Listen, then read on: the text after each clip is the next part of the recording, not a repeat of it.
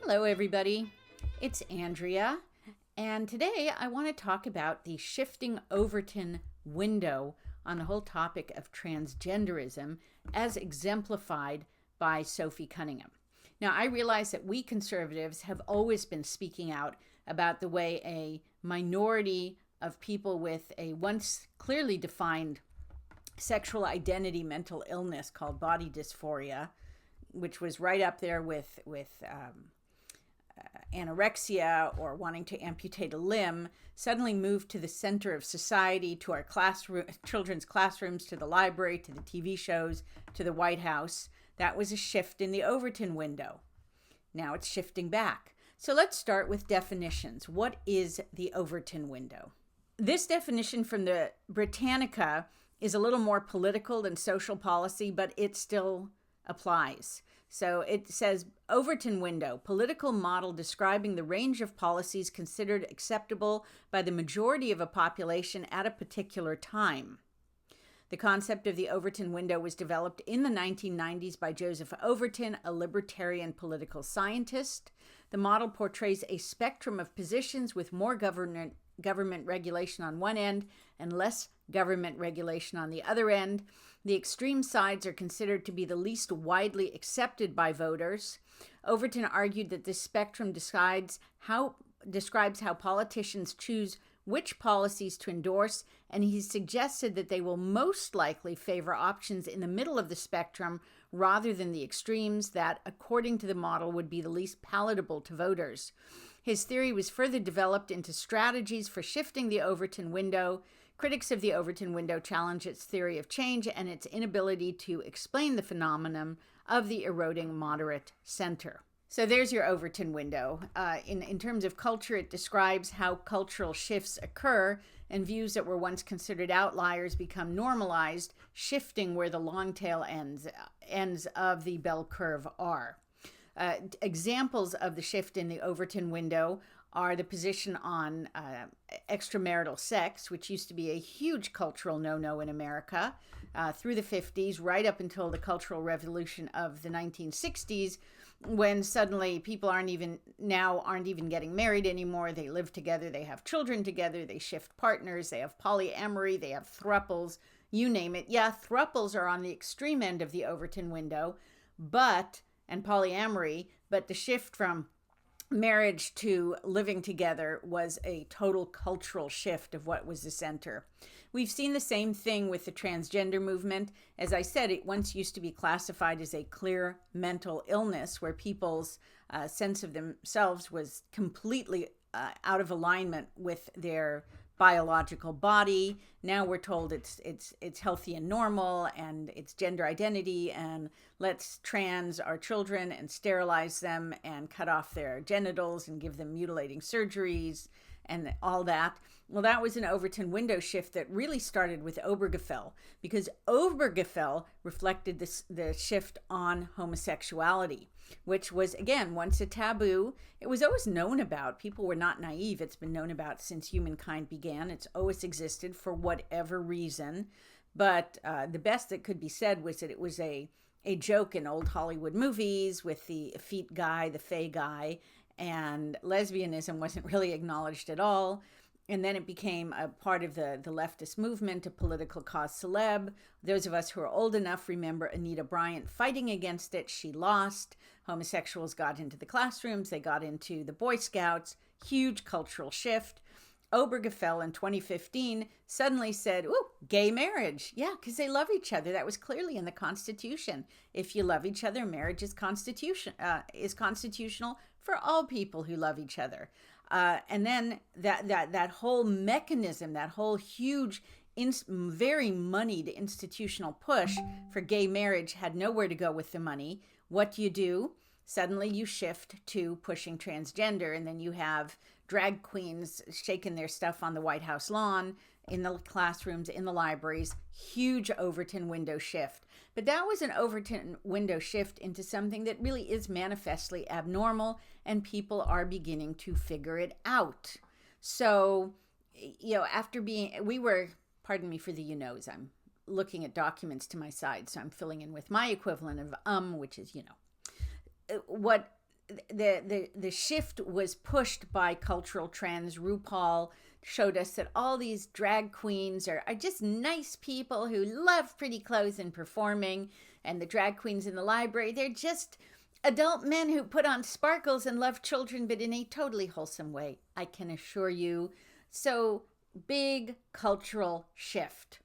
At that peak time, if you criticized transgender, the Overton window, the center of the window, which was false, it was pushed by institutions and the media, the news, Hollywood, everything. They all pushed this.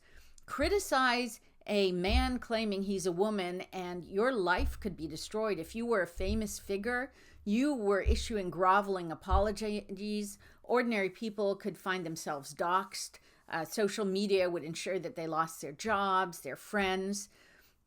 Then it changed. And when the Overton window is at its peak, it takes really rare courage to speak out against it.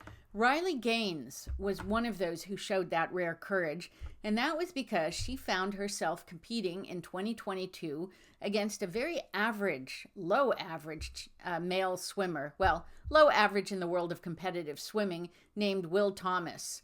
And Will had suddenly announced that, he was really Leah, and he should swim on the women's team in a women's bathing suit with his genitals discreetly tucked away and his huge male frame and his huge male shoulders and his long male legs and his huge male muscle strength. And suddenly, Will Thomas dominated swimming. And Riley Gaines was one of the few with courage to speak out, and she had her faith to carry her through, and she did find a soft landing on the conservative side. But what she did is very dangerous. But eventually, when an Overton window is abnormal and culturally destructive, it will crest and then it'll start coming down on the other side. That other side can still be dangerous, but that's when other people take a chance. I love old movies. So what I want to show is an obscure Nelson Eddy and Jeanette MacDonald movie from 1940. It's a musical. It's called New Moon. It's about men whose ship has been unlawfully seized by the evil British, and they want their ship back. Nelson Eddy is trying to get his men to come and help him seize the ship. And it is a perfect example of the momentum of the Overton window. He's Riley Gaines. He's out there speaking. He's the one showing courage. And then he is joined by a few others, and suddenly everyone sees that movement, and they all want to be a part of it. They want to get on in that parade. They want to jump on that bandwagon. Here is that video. Who's with me? Not me. I don't like it. Friends, what have we to lose but a life of starvation and servitude? But pirating a ship means hanging if we're caught. If we're not killed first. That's right. It's our own ship we're taking back. The Marines will shoot us down like animals. Would you rather live like animals? Without guns, we haven't a chance. We have a chance. Tom Boy, you were a gunner on the Spanish Main. And that I was, sir. Jacques, you were a sail rigger. Aye. There's enough seamen amongst us to sail a ship to the end of the earth. Friends, will you come with me and show the King's Marines how the King's rebels can fight? All right, if I have to, I'll go alone. Wait, Charles, I'll go with you. One man at last. And me too, sir. Two. I'm with you, Charles. Now there's four of us. Me too. 5, 6, 7, 8, 9. Now we're 10. That makes an army. Come on. Right to the Gonzales stockade. Tell the men we're marching to the bayou. Aye. Jack to the Verduret stockade. Aye. Paul to the Vietnam. Aye, sir. Who's going to stop us now? Give me some men who are stout-hearted men who will fight for the right they adore. Start me with 10 who are stout-hearted men, and I'll soon give you 10,000 more. Shoulder to shoulder, and bolder, they grow as they go to the pole. Then there's nothing in the world can halt or mar a plan. When stout-hearted men can stick together, man to man. Some of you are probably thinking that I could have shown another video. Spartacus, the famous scene of the Romans demanding that the renegade slave Spartacus identify himself, and everybody's silent, and then you have men saying, I am Spartacus, I am Spartacus. It's a wonderful scene. It's an inspiring scene. The reason I didn't choose to show it to you is because of how it ended. They were all strung up on crosses on the Appian Way outside of Rome. They died in the tens of thousands. The Roman reprisal was utterly brutal. So it's an inspiring scene with an ugly ending, which is a reminder that if you time a shift in the Overton window wrong, or if you're going up against insurmountable forces, you may still lose. But things really are shifting now. This is not Spartacus. I think this is New Moon. What we see is now the second wave of courageous people, with Sophie Cunningham, the basketball player, speaking out. Here's not the entire video, but here's the video of her calmly explaining, without passion, without politics, that she's just about women, and girls and women and children, and she believes what she believes. On that same vein, in that story with ESPN, you talked about wanting to protect young girls who shouldn't have to go against biological men. Just can you expand your viewpoint on that? I mean, I think I said what I said. I think it's kind of common sense. And I think I'll always believe in that. I think it's really important to protect children, and that's little girls who are also involved in that category. And so I stand on what I said, and I always believe that. And what was interesting is that rather than apologizing when she was called out on this by the media, she did this defiant post on Instagram saying, I said what I said, not backing down. Courageous, yes, but she is the second wave. She's not Riley Gaines. She also senses a shift. Behind this shift is the fact that it's becoming more and more obvious to everybody that the trans movement is peopled by some who are just pathetic, sad people. You don't see much of them, but it's also peopled by people, is filled with men mostly, and some women who are completely insane, who are sexually deviant, or who are opportunistic. And I have some videos and a post of that completely insane. I won't do the whole thing, it's quite long, but here's some clips of the blue-haired, screaming college student having a complete meltdown when police officers, quote-unquote, misgender him by using the correct, manifestly correct biological pronoun for him. This is someone who, in the old days, would have been sent home from college in the first week with a note to his parents saying, your son needs psychiatric help. Now, he's on a college campus and is clearly, I think, a threat to himself and maybe a danger to others as well. Can we get another unit to deal with Jay Lee here? He is having a breakdown. Say! Just say the right pronoun! What did you say? Lower your voice. Leave me alone! He's going to be taken away. Say!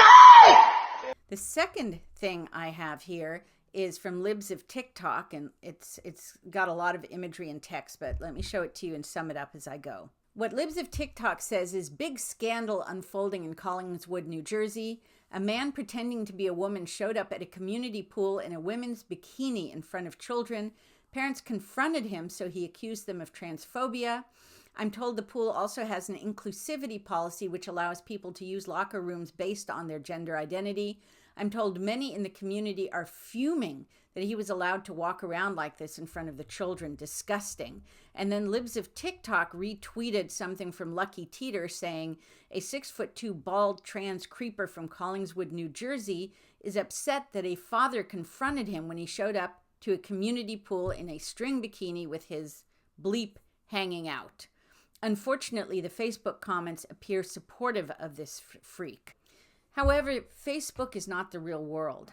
The real world is parents who are starting to confront someone who is manifestly a deeply sick, perverted exhibitionist. Anybody who would show up like that in front of children is not a woman. He could have shown up in a muumuu. He showed up like that because he likes having children see his junk. And parents are beginning to realize the problem. Finally, we have a video from a political candidate who claims that he is the terror of the Republicans because he's a trans person and he's willing to fight. My name is Dina Nina, and I'm running for the state assembly to be Republicans' worst nightmare. A transgender woman who lives in poverty, wants to legalize weed, and thinks everybody deserves affordable housing and healthcare? Yikes. I'm the exact opposite of what you typically get in that building. I'm running on a platform of bold progressive change, a higher minimum wage, universal healthcare, housing we can truly afford, and a democracy that protects our rights and freedoms. I'm Dina Nina, and I'm asking for your vote on August the 11th. Go to votedinanina.com to find out more. Maybe he really does believe he's a trans person, but clearly this is someone who thinks that the opportunity is here. And since he's running in a leftist community, maybe it is. But Americans are done. Sophie Cunningham is the second wave of people who are speaking out against this madness, which is that this is over. This is over. The Overton window is shifting. The ordinary population is seeing this for the cultural grift that it is from the big players and the elevation of insanity and opportunism and deviance to a central place in America where it has no belonging. It's going to shift back now. Nature is healing. And on that cheerful note, I think I've made my point. So thank you very much for joining me today. I don't know when I'll be back next. Weekends tend to be crazy busy. It's hard to do this. And Monday is my day off. Sometimes I'm simply too tired to put together a video. But you can always count on me Tuesday through Friday and probably one, maybe two of these podcasts if you're interested over the weekend and including Monday. So have a great weekend.